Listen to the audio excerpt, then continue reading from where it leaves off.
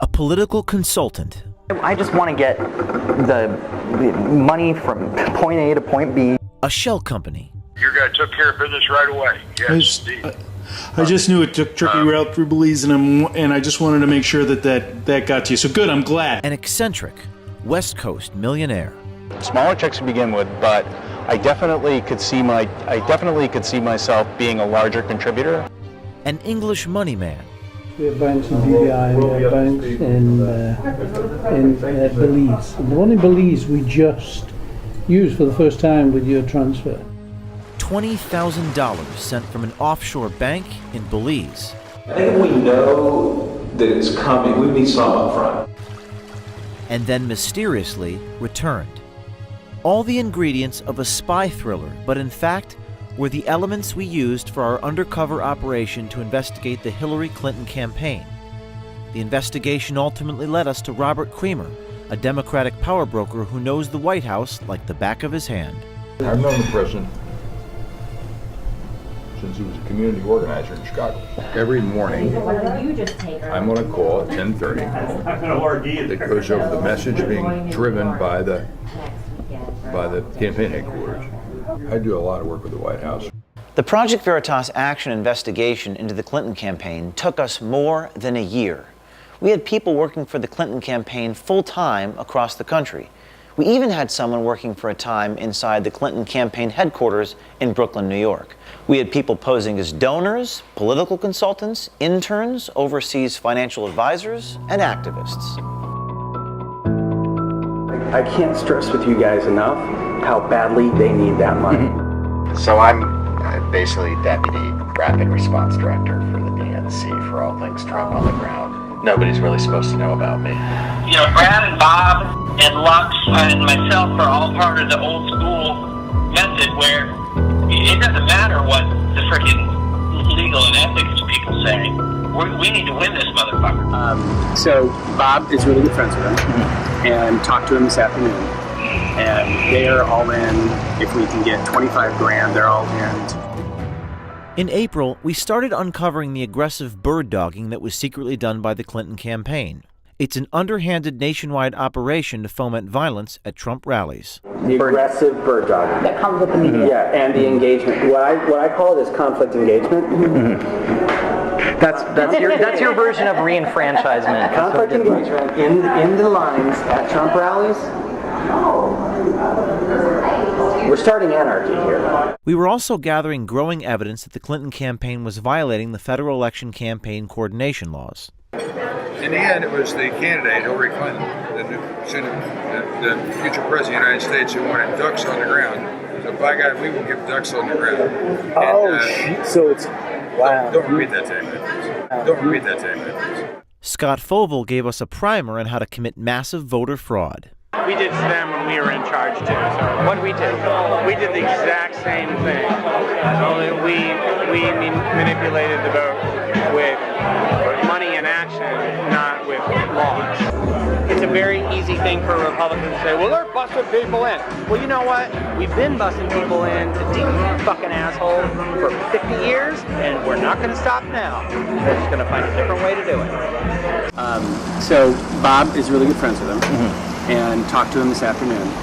And they are all in. If we can get 25 grand, they're all in to do their piece.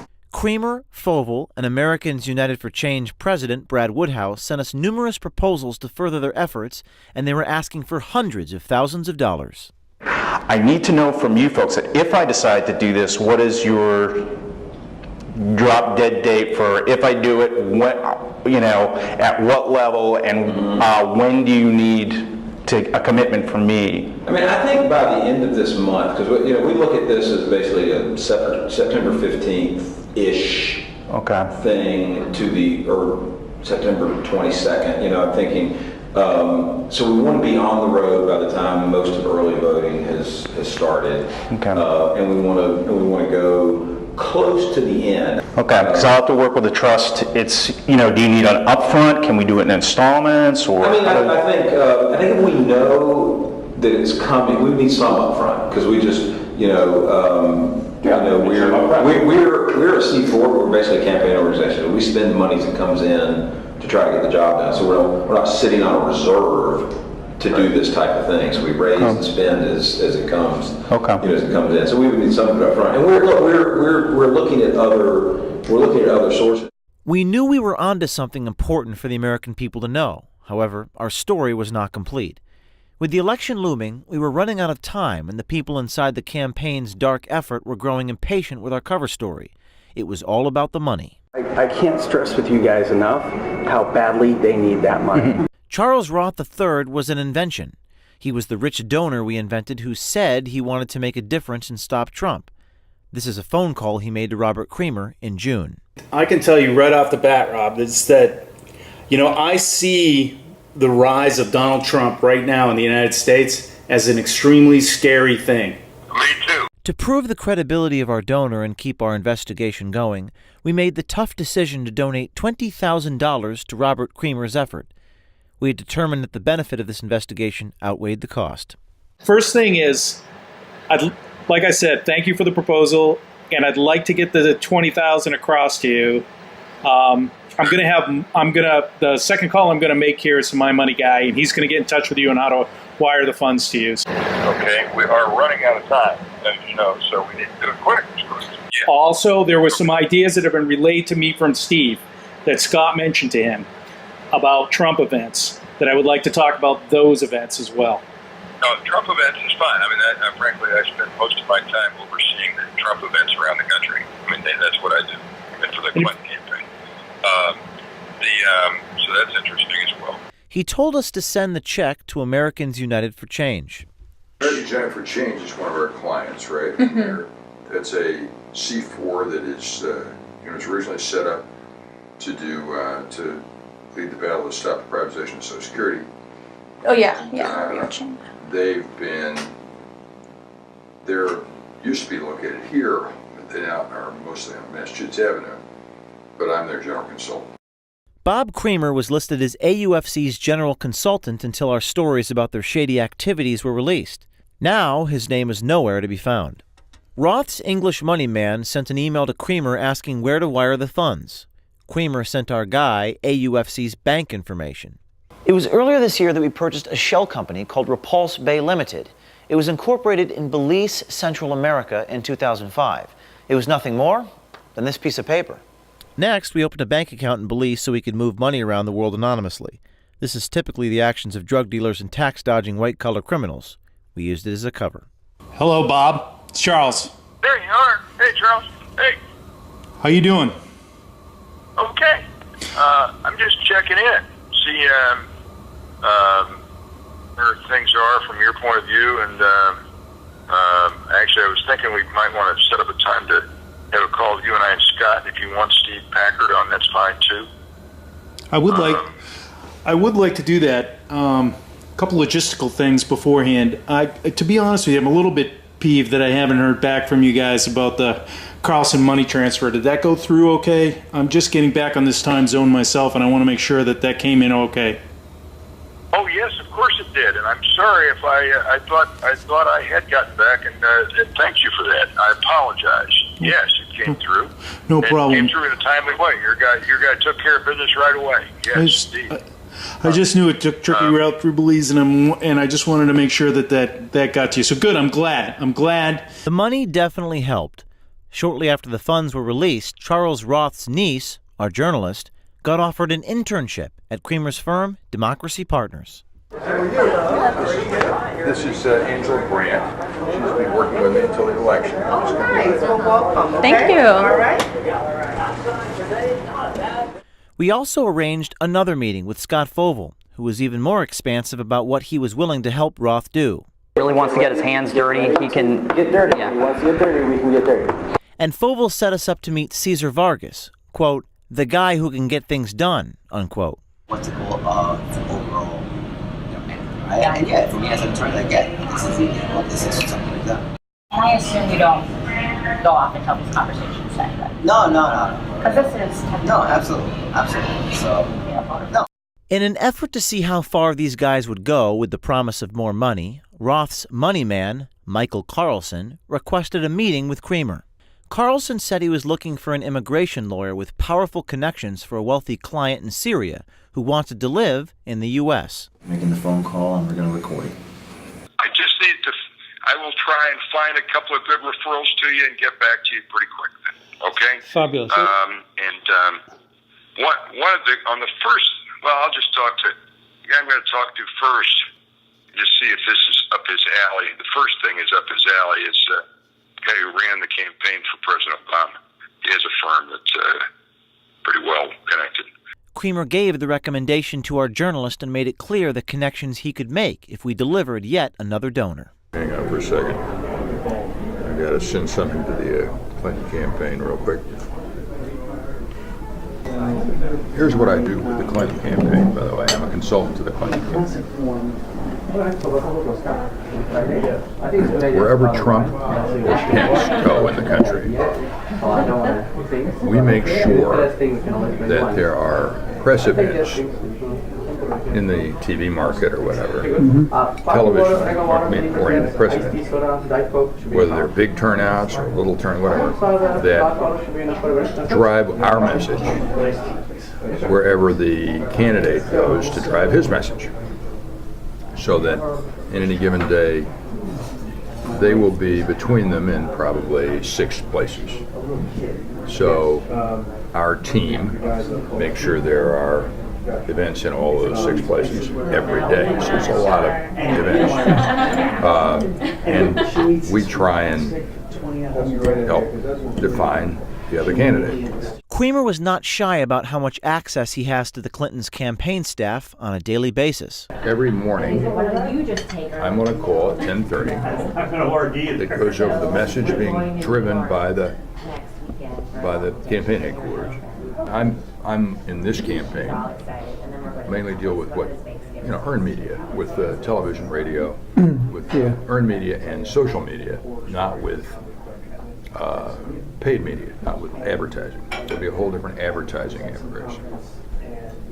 Everybody's driven on the same tracks, though.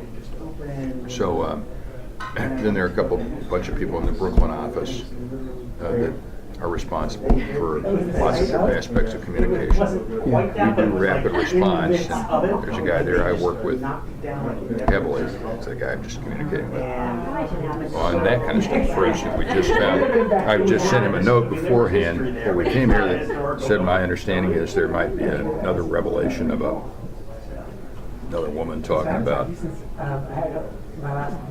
Trump this afternoon, and he just sent me back a note that says, is it this lawyer that's going to do that? I said, I think maybe it could be something else. I'll try and find out. Creamer bragged that he talks to the campaign every day and can contact them at any time.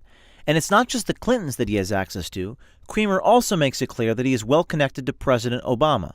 Critics of our earlier stories have suggested that Creamer isn't as well connected as we reported, that he is just the husband of Chicago Congresswoman Jan Schakowsky.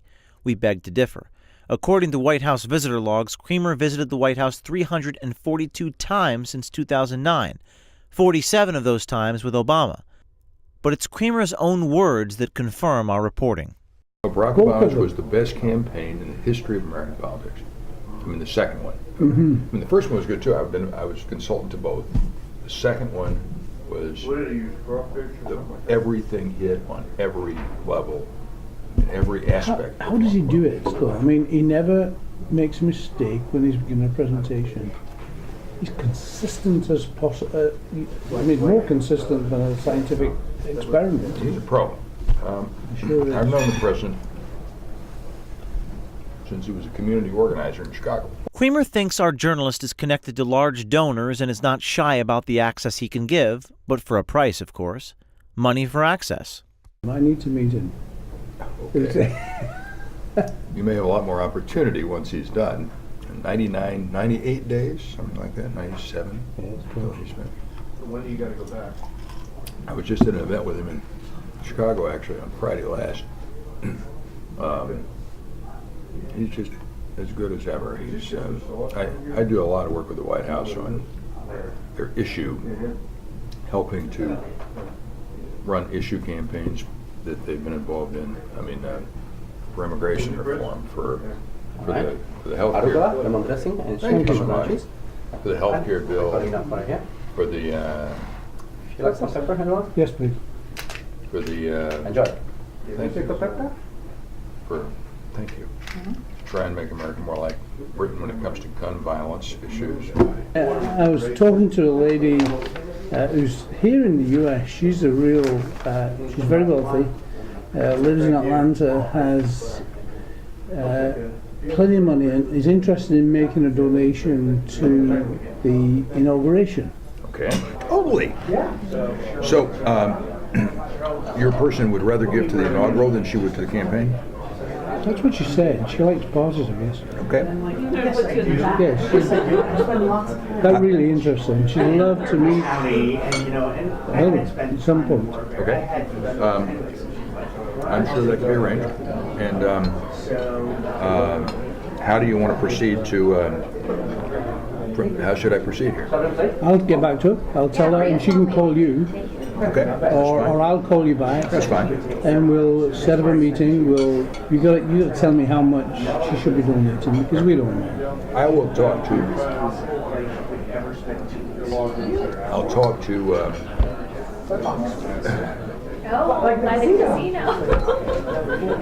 talk to somebody in the campaign and find out that it's a fundraising place to interface. I mean,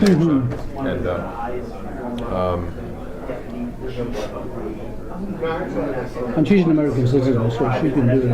Oh yeah, I assumed that when she lived in Atlanta. I shouldn't have, I suppose, but I did. Okay.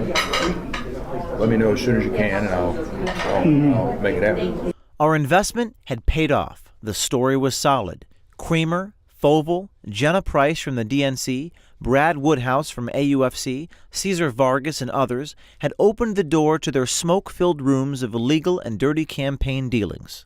This year is a particularly interesting year because it's the first year the DNC has had these big additional limits. And then we were stunned by a totally unexpected twist. Brad Woodhouse, the president of AUFC, the folks we had sent the money to, heard that we were releasing undercover videos exposing their activities. Woodhouse told a journalist that AUFC was going to return the $20,000. He was concerned it might have been an illegal foreign donation. We were happy to get the wire transfer showing the $20,000 was returned, but we wondered why it wasn't a problem for the previous month that Woodhouse had the money.